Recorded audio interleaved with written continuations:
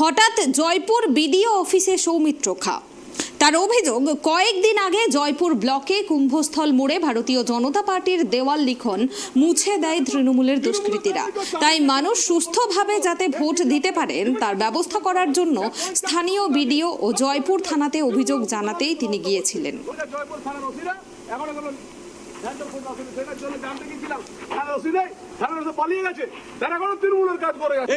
এই তো থানার ওসি আর এই পঞ্চায়েত সমিতির সভাপতি চোরগুলো মিলে তো পঞ্চায়েতগুলোকে বিনা ভোটে জিতেছে। এই যে বিনা ভোটে জিতেছে তো কি করব? লোকসভা ভোটে তো এটা তো মানুষ জবাব দেবে, মানুষ জবাব দেওয়ার পর তার পঞ্চায়েত আমি চলতে দেবো না। আর এই যে থানার ওসি এখানে রামপাল, সে তো চুরি করেছে না, সে তো পঞ্চায়েত হতে দেয়নি। আর থানাতে জানাতে এসেছি যে লোকসভা ভোট সুস্থির হবে কিনা। আপনারা দেখবেন আমাদের দেওয়াল লিখন করেছিলাম, সে দেওয়াল লিখন মুছে দিয়েছে। আজকে এটা যদি থানার ওসির পরিচয় হয় তাহলে তো ভয়ঙ্কর ব্যাপার। তার জন্য আমি দেখা করতে এসেছি। আর আমি বলতে চাই এইভাবে পঞ্চায়েতের মতো লোকসভা ভোট হবে না। আচ্ছা, এই যে দেওয়াল লিখন মুছে দেওয়ার অভিযোগ কি হ্যাঁ, অভিযোগ দিয়েছি, বলছি ইনভেস্টিগেশন চলছে।